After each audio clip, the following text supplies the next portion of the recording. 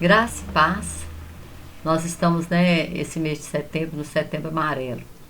Então a gente sabe, né, que é um mês em que se fala muito a respeito, né, do autoextermínio, né, que é suicídio.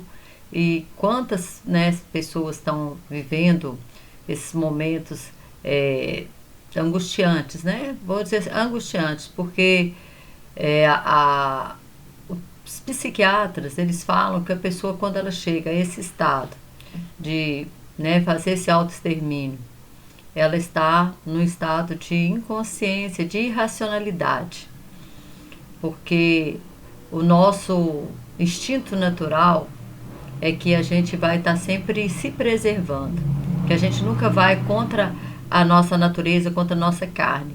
Existe, né, o instinto de sobrevivência.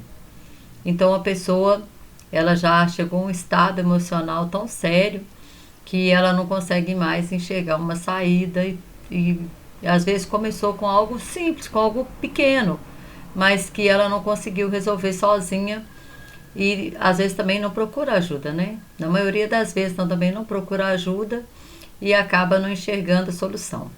E hoje eu quero falar um pouquinho sobre blindar esse campo emocional. Porque quando o nosso campo emocional ele está blindado, não é qualquer coisa que nos atinge. Não é qualquer coisa.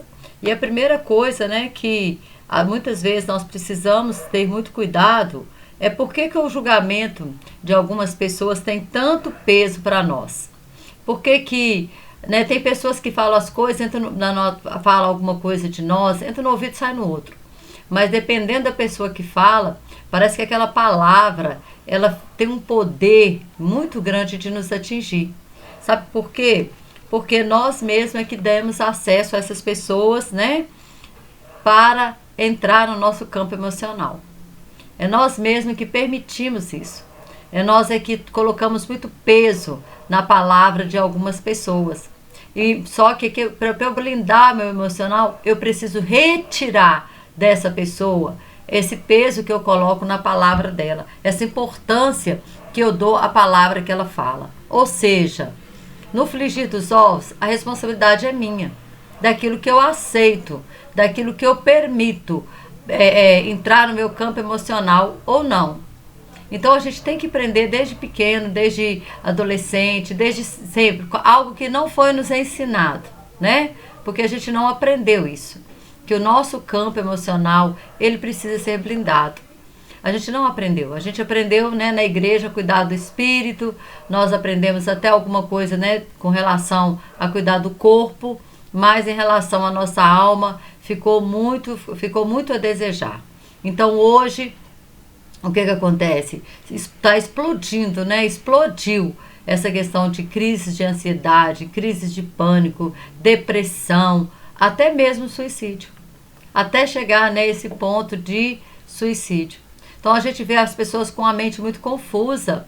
As pessoas confusas com relação ao seu gênero, se é feminino, se é masculino, se é gente, se é bicho. É muita confusão que está acontecendo na mente. Por quê? Porque esse campo emocional, ele não foi blindado.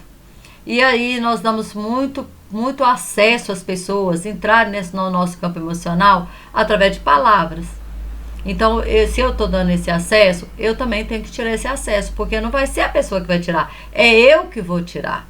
E a primeira coisa, né, que a gente precisa entender é a nossa identidade. A nossa identidade. Jesus, ele foi o quê? Confrontado na sua identidade. Quando ele é tentado lá no deserto, o diabo fala para ele, né? Ah, se você é filho de Deus. Ele não fica se justificando, ele sabia quem ele era. O problema nosso é que muitas vezes nós não sabemos quem nós somos. Aí a pessoa fala, ah, você é um incapaz. Aí você fica chateado, acreditando naquilo. Se você não precisa você se justificar. Você tem que dizer assim, isso aí é a sua opinião. Eu sei quem eu sou. Eu sei das minhas capacidades. E eu sei também que eu tenho um Espírito Santo dentro de mim que me capacita. Então, nós temos que entender isso, porque senão nós vamos estar sempre tendo, né, o nosso emocional sendo abalado por pessoas. Outra coisa que eu acho interessante é o filho pródigo. O filho pródigo, ele perdeu tudo. Ele perdeu o dinheiro, ele perdeu até a dignidade, né? Porque cuidar de porcos para um judeu era uma coisa assim indigna, né? Era humilhante, vamos dizer. Mas ele foi cuidar dos porcos. Mas só que chegou uma hora que fala que ele caiu em si. Ele caiu em si. E ele falou: eu voltarei para a casa do meu pai. Ele não perdeu a identidade. Ele pode ter perdido tudo, mas a identidade de filho ele não perdeu. Ele sabia o caminho de volta. Talvez você está aí perdido, né? Você sabe o caminho de volta. Você sabe o caminho de volta para a casa do seu pai. Você sabe que você tem um pai, mas que você não tem permitido esse pai te acessar. Você não tem permitido. Ainda que o seu pai terreno aqui, ele tenha te rejeitado, te abandonado, a sua identidade em Deus, Deus fala assim: olha, eu jamais te abandonarei, né? Nunca te deixarei, jamais te abandonarei.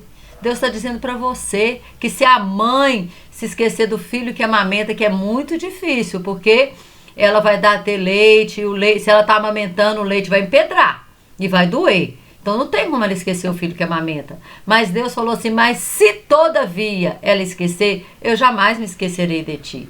Então entenda a sua identidade em Deus. Talvez você está aí sofrendo emocionalmente, com pensamentos de derrota na sua mente, com pensamentos de incapacidade, que a vida não vale a pena, que é melhor morrer. Presta atenção quem você é. E se você porventura está vendo esse vídeo e ainda não aceitou Jesus como seu Salvador, eu quero te dizer uma coisa, que hoje talvez seja o dia de você aceitar Jesus Cristo, você dizer: Jesus, entra no meu coração, faz morada, perdoa os meus pecados, eu te aceito, eu aceito que o Senhor morreu na cruz do Calvário no meu lugar. E nesse momento, a palavra de Deus fala em João 1,12, que a todos quantos o receberam, deu-lhes o poder de serem feitos filhos de Deus. Todos que receberem Cristo como seu Senhor e seu Salvador, se torna filho de Deus, se torna irmão de Jesus Cristo, porque Jesus é o filho primogênito. Ou seja, ele é o primeiro de muitos irmãos. Então, você pode ter essa identidade em Deus hoje. Você pode, né, sair dessa situação de que eu não consigo, eu não dou conta, Não, consegue sim, porque Deus te capacita. Porque aí já não é mais na sua força, é na força do Senhor. Talvez é hora de você parar e refletir e dizer: Deus, eu quero essa identidade de filho. Eu quero essa identidade de filho. Já colocaram tanta identidade em mim, já falaram tanta coisa que eu sou, mas nunca falaram que eu sou teu filho. E aí hoje é dia de você entender que você é filho, e filho amado. E aí, tem algumas coisas, né, que nós precisamos para blindar esse nosso campo emocional. E a primeira delas, né, é ter a responsabilidade do nosso mundo interior.